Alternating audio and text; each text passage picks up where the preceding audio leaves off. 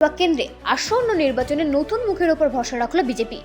প্রার্থী করা হয়েছে তরুণ চিকিৎসক সৌর্য ব্যানার্জিকে। দীর্ঘদিন ধরে আরএসএস ও সংঘ পরিবারের সঙ্গে যুক্ত সৌর্য ব্যানার্জি একজন দক্ষ ও একনিষ্ঠ সংগঠন হিসেবে পরিচিত। বিভিন্ন আন্দোলন ও সাংগঠনিক কর্মসূচিতে সক্রিয়ভাবে অংশ নিতে দেখা গেছে তাকে।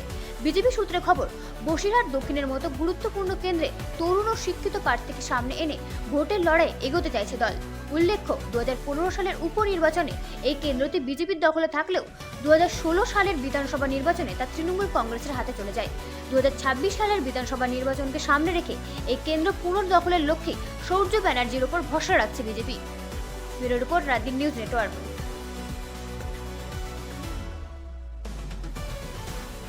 বসিরহাট দক্ষিণ বিধানসভা বিধানসভা থেকে আপনাকে মনোনীত করেছে দল, কি ভাবছেন? প্রথমেই আমাদের যশস্বী প্রধানমন্ত্রী নরেন্দ্র দামোদর দাস মোদী, আমাদের অমিত শাহজি স্বরাষ্ট্রমন্ত্রী, আমাদের পশ্চিমবঙ্গের সভাপতি মাননীয় শ্রমিক ভট্টাচার্য মহাশয়, একই সঙ্গে সুকান্ত মজুমদার এবং আমাদের বিরোধী দলনেতা মাননীয় শুভেন্দু অধিকারী মহাশয়, তাদেরকে আমি ধন্যবাদ জ্ঞাপন করছি যে আমাকে তারা মনোনীত করেছে এই বসিরহাট বিধানসভা দক্ষিণ বিধানসভায় লড়াই করার জন্য। বসিরহাটে এমন একটা জায়গা, এই জায়গা এখানে হিন্দুত্বের মাটি, আপনারা দেখেছেন। এখানে দীর্ঘদিন ধরে মানুষ এখানে বঞ্চিত হয়েছে।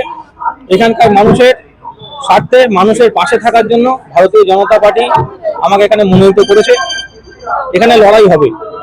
বলছি যে মানুষের কাছে কি বার্তা নিয়ে যাবেন উন্নয়নের বার্তা? বসিরহাট তো বরাবরই অবহেলিত। এখানকার আপনি রাস্তায় যান, আপনি এখানকার যে কোনো অঞ্চলে চলে যান, গ্রাম্য অঞ্চলে কোনো জায়গাতে উন্নয়ন তো কিছু হয়নি, উন্নয়ন শুধু ঢপবাজি এখানে। এবং একই সঙ্গে দুর্নীতি। এখানে যে বসিরহাট পৌরসভা, এখানে বসিরহাট পৌরসভাতে কিছুদিন আগে দুর্নীতির জন্য নিজেদের দলের লোকই নিজেদের পৌরসভাকে এখানে ভেঙে দিয়েছে। এরকম একটা দুর্নীতিপরায়ণ সরকার, এখানে দুর্নীতিপরায়ণ পৌরসভা, তো সেখানে তো উন্নতি কিছুই হয়নি। তো আমরা চেষ্টা করবো এখানে যে সত্যিকারের সঠিক উন্নতি করে বসিরহাটের মানুষের সমস্ত রকম সুযোগ সুবিধা দেওয়ার জন্য। বলছি এখানে শ্রমিক ভট্টাচার্য এখানে একসময় জিতেছে, শ্রমিক ভট্টাচার্যের জেতার কেন্দ্র এটা বসিরহাট দক্ষিণ, সেখানে আপনি জেতার জন্য কতটা আশাবাদী? আমি সম্পূর্ণরূপে আশাবাদী। শ্রমিকদার মাটি এটা, শ্রমিকদা নিজে বলেছে। আর এই মাটিতে আবার বিজেপি এখানে জিতবে, এখানে আবার গেরুয়া ধ্বজ লাগবে, বিজেপি ধ্বজ এখানে উঠবে।